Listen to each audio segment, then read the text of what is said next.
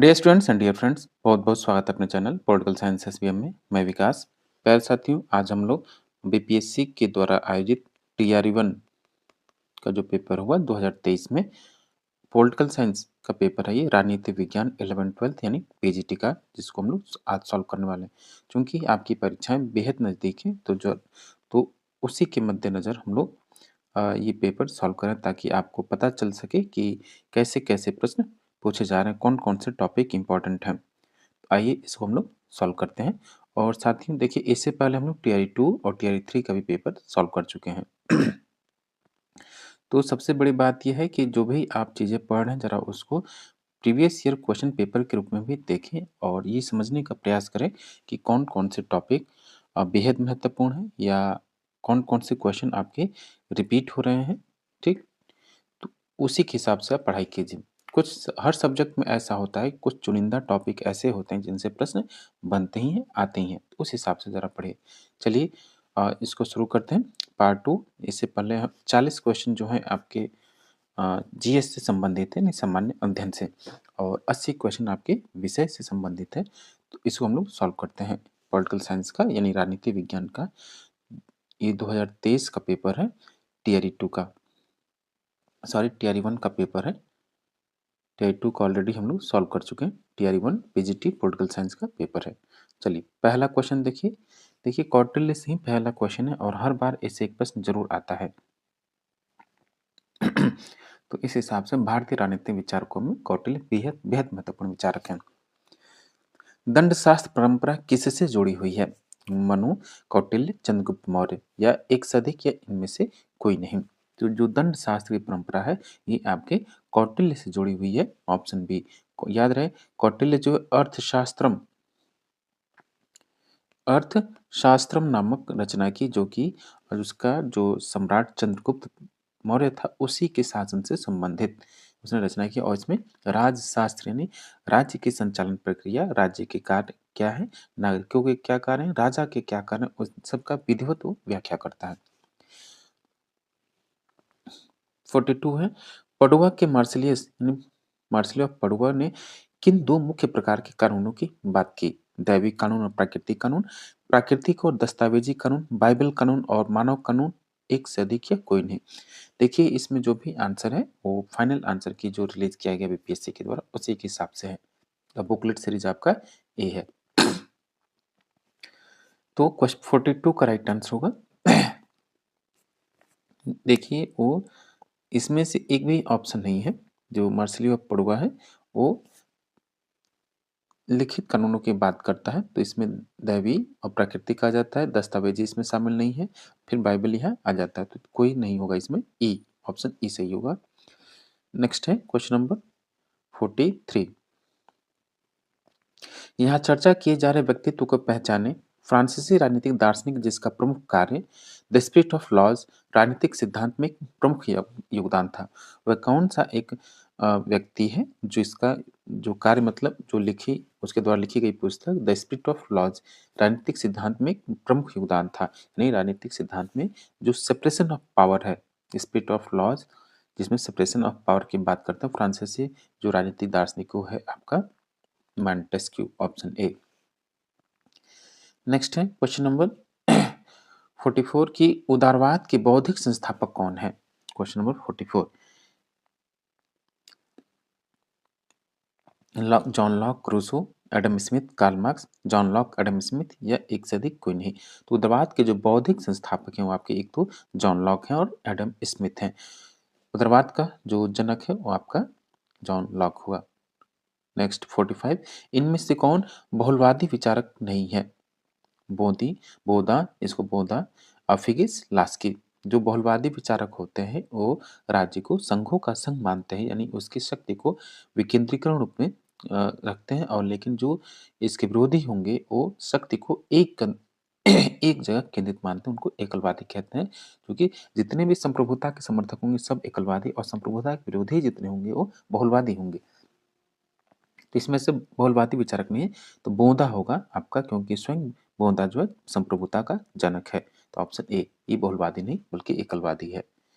प्लेटो ने कौन सी किताब लिखी है? प्लेटो की रचनाएं और क्या नाम है कि अरस्तु की रचनाएँ आपको पता होनी चाहिए और किस क्रम में, क्रोनोलॉजिकल वे में होना चाहिए आपको। The social contract, animal form या द रिपब्लिक। तो प्लेटो की रचना जो है द रिपब्लिक है। इसके अलावा द स्टेट्समैन है, द लॉज या रिट्रिक, ये सब उसकी बेहद महत्वपूर्ण रचना है। Option C. नेक्स्ट है क्वेश्चन नंबर 47 कि राज व्यवस्था पर सभी भारतीय लेखकों में से हॉब्स के सबसे निकट किसे माना जाता है? यानी राज व्यवस्था यानी शासन पर लिखने वाला जो भारतीय विचारकों में कौन ऐसा विचारक है जो आपका हॉब्स के जैसा है? यानी हॉब्स जो है आपका यथार्थवादी, व्यवहारवादी राजनीतिक दार्शनिक हुआ, उसी प्रकार भारतीय राज व्यवस्था में कौन हुआ? आपका कौटिल्य हुआ। Option B. प्यारे साथियों, आपसे गुजारिश है, रिक्वेस्ट है कि प्लीज़ आप चैनल को ज़रूर सब्सक्राइब करें। यदि आप टीजीटी, पीजीटी के स्टूडेंट हैं या उसके रिलेटेड एग्ज़ाम की प्रिपरेशन करें तो आपको चैनल से ज़रूर जुड़ना चाहिए। और टेलीग्राम चैनल से भी जुड़िए जहां आपको इसका पीडीएफ भी मिल जाएगा और बाकी जो कंटेंट है वहाँ अवेलेबल हो जाएंगे। तो किसने पवित्र कानून की तुलना में राज्य के कानून पर अधिक जोर दिया? मनुस्मृति, कौटिल्य, नागार्जुन। देखिए इस प्रश्न को कैसे घुमा दिया गया है। ये देखिए तीसरा प्रश्न है कौटिल्य, इसका राइट आंसर कौटिल्य होगा। तीसरा प्रश्न है जो एक ही विचारक यानी कौटिल्य से पूछा गया है। तो इसलिए मैं कहता हूँ कि आप जितना हो सके उतना पीवाईक्यूज को जरूर सॉल्व करें और समझने का प्रयास करें कि कौन कौन से क्वेश्चन रिपीट होते हैं, कौन कौन से टॉपिक इंपॉर्टेंट है। नेक्स्ट है 49 अरस्तु के गुरु अरस्तु के गुरु कौन थे? ये बात ध्यान रखिएगा। अरस्तु का गुरु कौन हुआ? प्लेटो। अब वो पूछा गुरु के गुरु यानी प्लेटो के गुरु कौन हुए? अब तो यहाँ हो जाएगा सुकरात। Option C. नेक्स्ट है 50 की संप्रभु राष्ट्र राज्य व्यवस्था क्या है? संप्रभु राष्ट्र राज्य व्यवस्था क्या है कि एक राजनीतिक प्रणाली जिसमें राज्य सर्वोच्च प्राधिकरण है और उनका क्षेत्र और लोगों पर विशेष नियंत्रण है। तो ये ऑप्शन ए ही सही है कि राष्ट्र संप्रभु राष्ट्र व्यवस्था क्या, एक ऐसी राजनीतिक व्यवस्था, एक ऐसा राज्य जिसमें राज्य सर्वोच्च प्राधिकरण यानी राज्य ही सर्वोच्च शक्ति है और उनका क्षेत्र और लोगों पर विशेष प्रकार का नियंत्रण होता है। यही ऑप्शन ए सही है।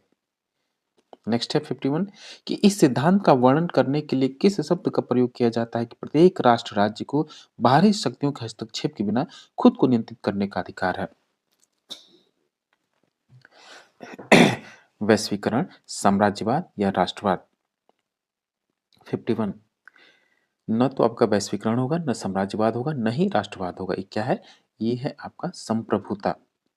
संप्रभुता ये है सॉवरेंटी से संबंधित है। तो इसका राइट आंसर होगा ई, उपयुक्त में से कोई नहीं। नेक्स्ट है 52 कि संयुक्त राष्ट्र संघ के वर्तमान महासचिव का क्या नाम है? बेहद आसान सा प्रश्न है। तो ये है एंटोनियो गुटेरेस जो कि पुर्तगाल से हैं। नेक्स्ट है 53 निम्नलिखित में से कौन सा राष्ट्रीय सुरक्षा के हित में किए गए निर्णय का उदाहरण है? सख्त अप्रवासी नीतियों को लागू करना, विलासिता की वस्तुओं पर कर बढ़ाना, नवीकरणीय ऊर्जा स्रोतों में निवेश करना। तो राष्ट्रीय सुरक्षा हित में किए गए निर्णय का उदाहरण की सख्त अप्रवासी नीतियों को लागू करना। Option A. नेक्स्ट है 54 निम्नलिखित में से कौन सा राष्ट्रीय हित शब्द का सबसे अच्छा वर्णन करता है? जो नेशनल इंटरेस्ट है उसका सबसे अच्छा वर्णन कौन करता है? एक विशिष्ट राजनीतिक दल के लक्ष्य और उद्देश्य, किसी देश के भीतर नागरिकों के व्यक्तिगत हित या राष्ट्र राज्य के आर्थिक और रणनीतिक लक्ष्य। 54 का राइट आंसर है option C. Question number next है 55 कि अंतर्राष्ट्रीय राजनीति का कौन सा सिद्धांत यह तर्क देता है कि अंतर्राष्ट्रीय व्यवस्था अराजकता की स्थिति की विशेषता है, जहां राज्य प्राथमिक अभिनेता है और अपनी शक्ति और सुरक्षा को अधिकतम करना चाहते हैं? यथार्थवाद, उदारवाद या रचनावाद? 55 तो जो देखिए क्या है कि जहाँ राज्य प्राथमिक अभिनेता है और अपनी शक्ति और सुरक्षा को अधिकतम करना चाहते हैं तो आपका यथार्थवाद होगा। यथार्थवाद कहता है कि ये केवल शक्ति की बात करता है, ठीक, ज़्यादा से ज़्यादा अपने राष्ट्रीय हितों की पूर्ति पर ध्यान देता हो, चाहे कैसे भी हो। तो ऑप्शन ए होगा यथार्थवाद, जो कि इसका जनक कौन हुआ? मार्गन थाउ। विदेश नीति के निर्धारक तत्व क्या क्या है? विदेश नीति कैसे आपकी डिटरमाइन होती है? उसके कैसे निर्धारण किया जाता है? कौन-कौन से ऐसे तत्व हैं जिसके विदेश नीति निर्धारित होती है? देखिए, तो इसमें जो होगा आपका एक तो आर्थिक हित, सैन्य क्षमताएँ और अंतर्राष्ट्रीय गठबंधन के माध्यम से आपकी विदेश नीति निर्धारित होती है, ऑप्शन ए। नेक्स्ट है 57 कि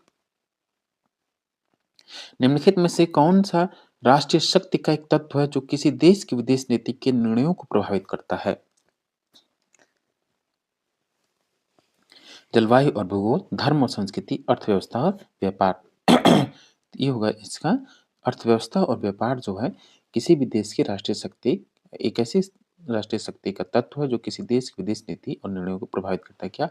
अर्थव्यवस्था और व्यापार, ऑप्शन सी। क्वेश्चन नंबर 58 कि निम्नलिखित में से कौन सी साम्राज्यवाद की विशेषता है? साम्राज्यवाद की विशेषता क्या है इसमें से? उपनिवेश स्थापित करने और प्रदेशों का विस्तार करने की इच्छा, व्यक्तिगत अधिकार और स्वतंत्रताओं को बढ़ावा देना या पूंजीवाद और मुक्त बाजार अर्थव्यवस्था की अस्वीकृति। तो साम्राज्यवाद जो है आपका उपनिवेश स्थापित करने और प्रदेशों का विस्तार करने की इच्छा, ऑप्शन ए होगा। जैसे कि साम्राज्यवाद का ही परिणाम था कि ब्रिटिश ईस्ट इंडिया कंपनी या ब्रिटिश हुकूमत पूरे विश्व पर अपना राज कर रही थी और साम्राज्यवाद का ही परिणाम था प्रथम विश्व युद्ध और द्वितीय विश्व युद्ध। अलगाववाद क्या है? 59 ये मार्क्सिस्ट से संबंधित एक प्रश्न है। तो अलगाववाद जो है आपका ये नहीं, मार्क्सवाद दूसरा है। तो ये एक विदेश नीति का दृष्टिकोण जो किसी देश की आत्मनिर्भरता और अंतर्राष्ट्रीय मामलों में गैर भागीदारी पर जोर देता है। इसको तटस्थ भी बोलते हैं, जो कि स्विट्जरलैंड के मामले में, ऑप्शन बी। नेक्स्ट है कि राष्ट्रवादी सार्वभौमिकता क्या है? राष्ट्रवादी सार्वभौमिकता क्या है और इसमें पैक्स की क्या भूमिका है? 60 देखिए, ऐसे-ऐसे प्रश्न पूछा गया है जो आप अमूमन पढ़ते नहीं हैं या अमूमन ये कहीं मिलेगा नहीं। इसलिए ज़रा अपना पढ़ने का तरीका बदल दीजिए, क्योंकि टीआरई 1, टीआरई 2 और टीआरई 3 का जो पेपर आप देख रहे हैं, वो हर बार चेंज हो रहा है और डिफ़िकल्टी लेवल उसकी बढ़ती जा रही है। तो 60 का राइट आंसर होगा ऑप्शन बी कि राष्ट्रवादी सार्वभौमिकता ये विश्वास करता है कि राष्ट्रों को पारस्परिक लाभ के लिए सहयोग करना चाहिए, जबकि पैक्स इस सहयोग से उत्पन्न शांति को संदर्भित करता है। ऑप्शन बी सही होगा। नेक्स्ट है कि निम्नलिखित में से कौन सा कथन चीन के मध्य साम्राज्य परिसर का सटीक वर्णन करता है? 61 कौन सा? कि यह चीनियों द्वारा इस्तेमाल किया जाने वाला एक शब्द था जो उनके इस विश्वास का वर्णन करने के लिए था कि वे दुनिया के केंद्र थे। Option B. अगला प्रश्न 62 कि शीत युद्ध के दौरान सोवियत प्रभाव और विस्तारवाद को रोकने के उद्देश्य से संयुक्त राज्य अमेरिका द्वारा अपनाई गई नीति का क्या नाम था? बेहद बेहद महत्वपूर्ण। ये सीधा सीधा ही प्रश्न आपसे ऐसे ही पूछा जा सकता है कि ट्रूमैन सिद्धांत क्या था? ये भी तो ये ट्रूमैन सिद्धांत से संबंधित है। बार बार ये प्रश्न आपसे पूछा ही जाता है पीजीटी स्तर में। बांडुंग सम्मेलन में अपनाया गया और पहले नाम में स्वीकार किया गया सिद्धांत नहीं था। 63 देखिए कि ये बेहद आसान प्रश्न है। अगर आप थोड़ा सा इसमें समझने का प्रयास करेंगे, बहुत ही आसान प्रश्न है। देखिए, क्या बांडुंग सम्मेलन में अपनाया गया और पहले नाम में स्वीकार किया गया सिद्धांत नहीं था। तो ये है शांतिपूर्ण सह अस्तित्व, ऑप्शन सी।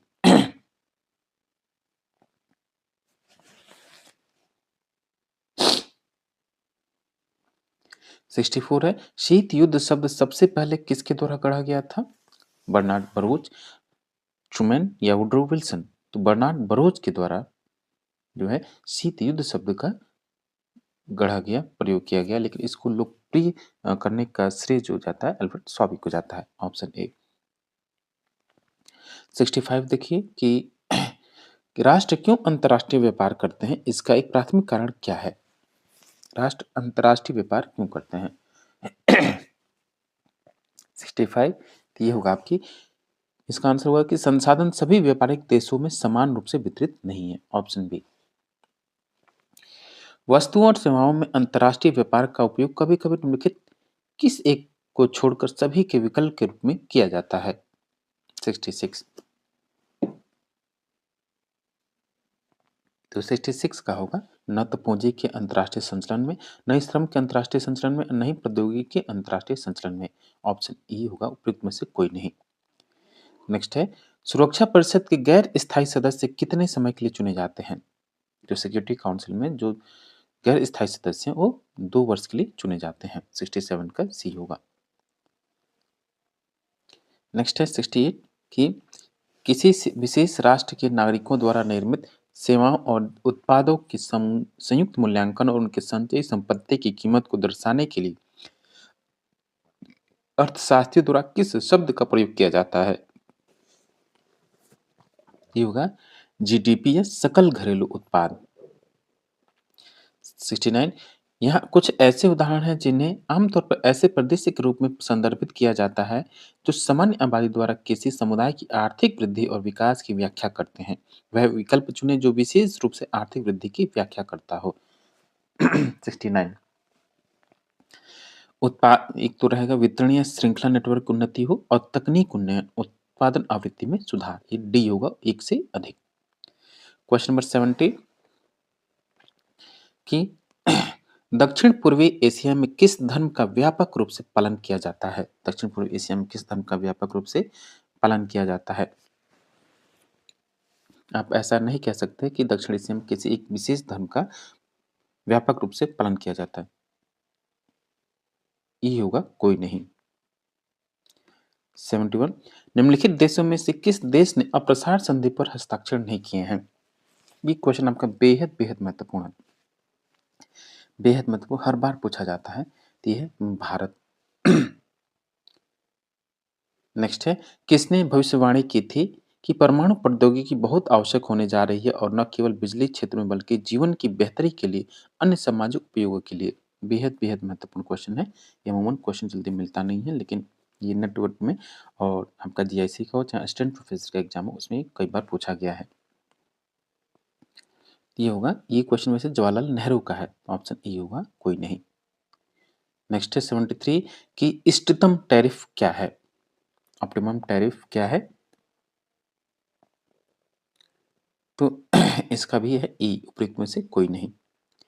नेक्स्ट है 74 कि आपसी व्यापार को बढ़ावा देने और बनाए रखने और देशों के बीच आर्थिक सहयोग विकसित करने के लिए निर्देशित एक स्वायत्त वाणिज्यिक नीति उपकरण को कहा जाता है क्या? हम उसको बोलते हैं मूल का प्रमाण पत्र। नेक्स्ट है 75 पहला परमाणु संयंत्र कहाँ स्थापित किया गया था? तो पहला परमाणु संयंत्र जो स्थापित किया गया था वो ओबनिंस्क रूस में किया गया था।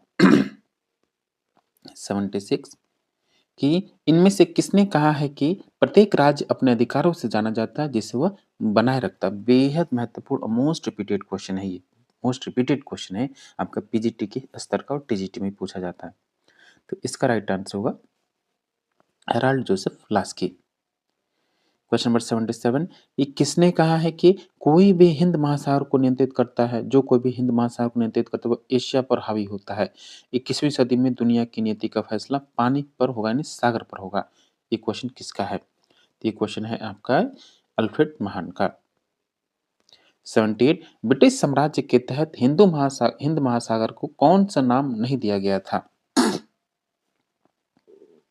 ब्रिटिश झील दिया गया था, ग्रेट ब्रिटेन भी दिया गया था, दुनिया का बादशाह भी दिया गया था, इसलिए आपका ई होगा कोई नहीं। 79 संयुक्त राष्ट्र में हिंद महासागर को शांति क्षेत्र घोषित करने का प्रस्ताव कब पेश किया गया था? 79 ये पेश किया गया 1971 में 26वीं संयुक्त राष्ट्र महासभा। क्वेश्चन नंबर 80 कि इनमें से किसने विचारधारा शब्द का सर्वप्रथम प्रयोग किया? तो विचारधारा का सर्वप्रथम प्रयोग करने वाले कौन हुए? तो ये हुए आपके Francis Bacon. Sorry sorry Francis Bacon नहीं, डी ट्रेसी होगा। डी ट्रेसी हुआ। विचारधारा शब्द का सर्वप्रथम प्रयोग करने वाला डी ट्रेसी हुआ। 81 कि संयुक्त राज्य अमेरिका की युद्धोत्तर विदेश नीति का प्राथमिक लक्ष्य क्या था? 81 तो उसका था लोकतंत्र और मानवाधिकारों को बढ़ावा देना। Option A. नेक्स्ट है 82 कि भारत की विदेश नीति मुख्य रूप से किस सिद्धांत द्वारा निर्देशित है? गुटनिरपेक्षता, सामरिक स्वायत्तता, वैश्वीकरण।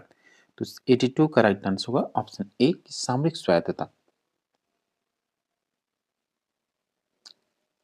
निम्नलिखित में से कौन-सा भारत की लुक ईस्ट नीति का प्राथमिक उद्देश्य है? लुक ईस्ट नीति भी कई बार पूछा गया। अब एक्ट ईस्ट इन नीति पूछा जाता है। एक्ट ईस्ट नीति नीति जो किसके द्वारा लाई गई और लुक ईस्ट नीति किसके द्वारा लाई गई या किस प्रधानमंत्री के कार्यकाल के दौरान आई? 83 का ए होगा पूर्वी एशियाई देशों के साथ आर्थिक संबंधों को मजबूत करना, ऑप्शन ए। अगला प्रश्न देखिए जरा 84 तुलनात्मक राजनीति के अध्ययन का कौन सा दृष्टिकोण देश के ऐतिहासिक सांस्कृतिक और सामाजिक संदर्भ को समझने के महत्व पर जोर देता है? व्यवहारवाद, तर्कसंगत विकल्प सिद्धांत या संरचनात्मक कार्यात्मक? 84 का होगा आपका ए। इनमें से कोई नहीं होगा, ये होगा परंपरागत। ठीक, ऑप्शन ए सही होगा।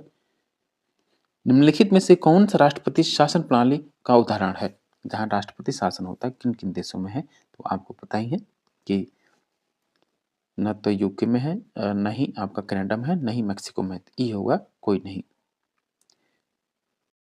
नेक्स्ट है 86 कि भारतीय संविधान की प्रस्तावना क्या है? संविधान का परिचय, मौलिक अधिकारों का बयान या राज्य के नीति निर्देशक सिद्धांत? तो याद रखिएगा जो भारतीय संविधान की प्रस्तावना है वो आपके संविधान का परिचय है। ऑप्शन ए होगा इंट्रोडक्शन, इंट्रोडक्टरी है ये। ऑप्शन ए संविधान का परिचय।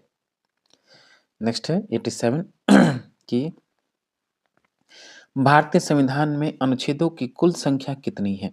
बेहद आसान प्रश्न, तो आपको पता है 395। कई लोग इसका 440 या 400 भी लगा बिल्कुल नहीं, गलत हो जाता है। जब भी आपसे पूछे कुल संविधानों की संख्या क्या है तो 395 होगा। बाद में जो जोड़े गए तो क्लॉज सब क्लॉज के रूप में जोड़े गए हैं। नेक्स्ट है 88 अन्य सामाजिक विज्ञानों के साथ राजनीति विज्ञान का एकीकरण एक मूल सिद्धांत है।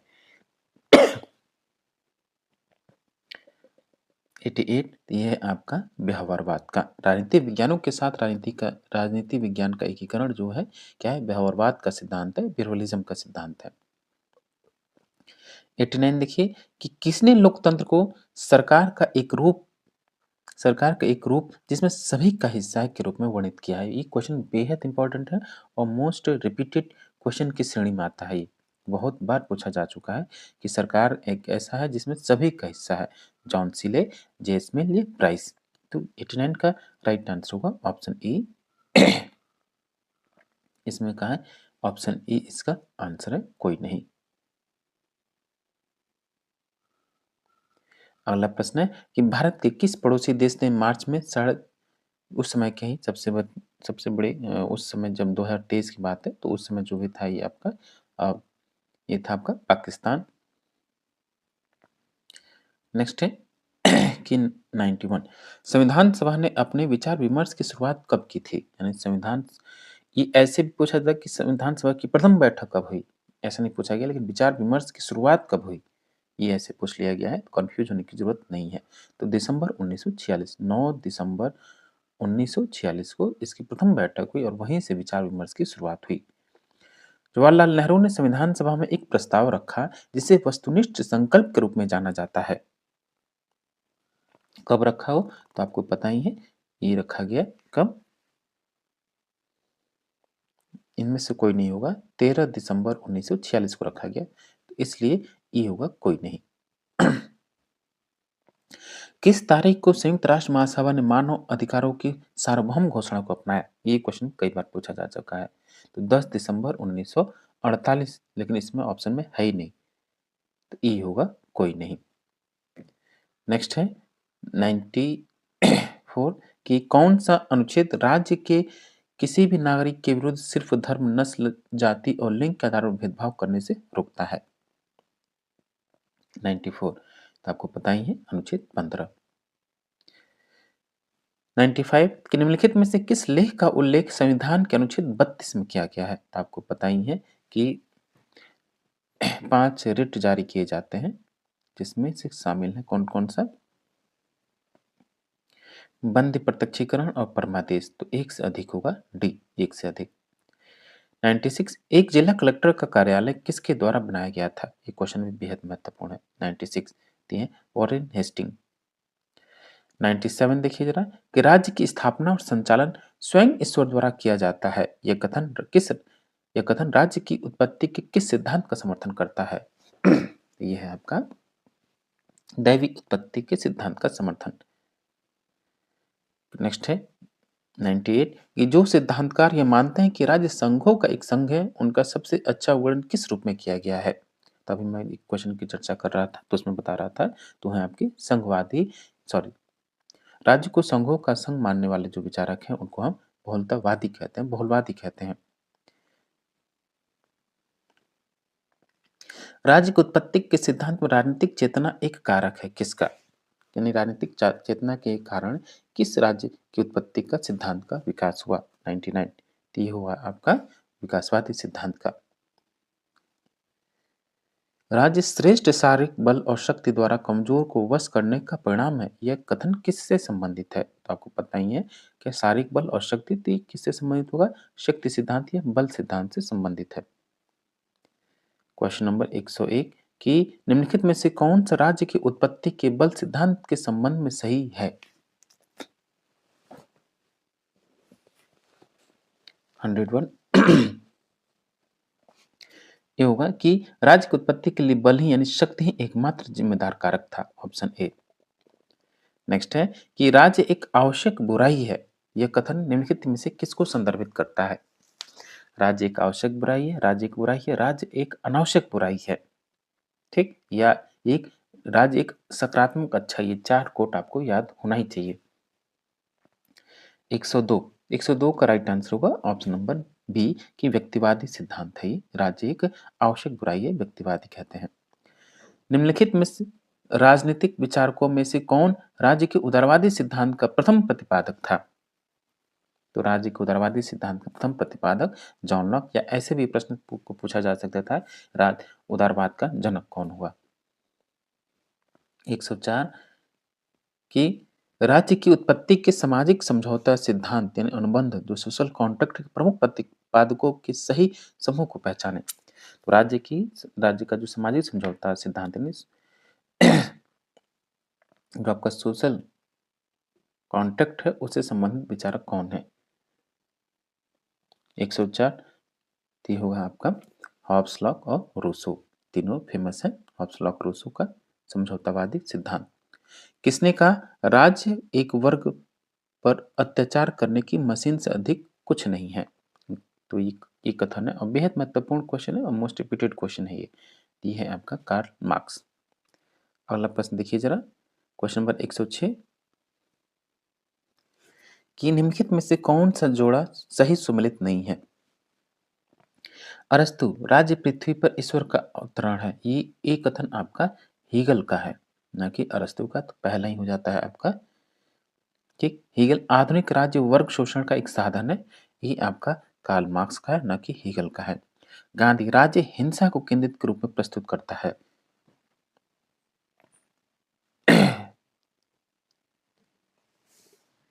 तो हाँ, ये तो सही है, लेकिन ये क्या है, सही नहीं है, तो ए और दूसरा सही नहीं है, तो आपका डी होगा, एक से अधिक होगा।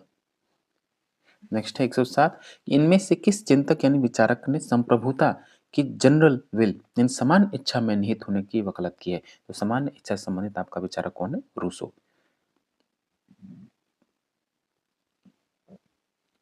108 निम्नलिखित में से किसकी विशेषता अन्य एजेंटों घरेलू और विदेशी दोनों के साथ संबंधों में स्वतंत्रता है? 108 किसकी विशेषता है? एजेंट हो चाहे घरेलू हो चाहे विदेशी, दोनों के साथ संबंध स्थापित करने में उसकी मर्जी यानी वो स्वतंत्र है, तो आपको पता है ये संप्रभुता है, सॉवरेंटी। अगला प्रश्न देखिए, उस विचारक का नाम बताइए जिसको अक्सर अपनी पुस्तक में क्षेत्रीय संप्रभु सरकार को संदर्भित करने के लिए राज्य की अवधारणा का पहली बार उपयोग करने का श्रेय दिया जाता है, और उस पुस्तक का शीर्षक बताइए। देखिए कितनी बड़ी बात है, कितनी बड़ी बात कि इस क्वेश्चन को कैसे घुमा दिया गया है। 109 इसका होगा जीन बोंदा the six books of the republic, option B सही होगा। नेक्स्ट है, यह कथन किसने दिया कि जिस संप्रभु को वकील पहचानता है उसके पीछे एक और संप्रभु होता है जिसके सामने कानूनी संप्रभु को झुकना पड़ता है? बोंदी ऑस्टिन या बोंदा या ऑस्टिन या एपी डाइसी। याद रखिएगा ये क्वेश्चन कई बार पूछा गया, मोस्ट रिपीटेड क्वेश्चन है, बहुत ही महत्वपूर्ण प्रश्न है। ये है एबी डाइसी का है, जो कि रूल ऑफ लॉ का जनक हुआ। निम्नलिखित में से किस राजनीतिक दार्शनिक ने संप्रभुता की अवधारणा को खारिज कर दिया? 111 न तो बोधा होगा नहीं जॉन ऑस्टिन, ये हराल्ड जोसेफ लास्की है, ऑप्शन सी। ये बहुलवादी है और बहुलवादी संप्रभुता को नकारते हैं।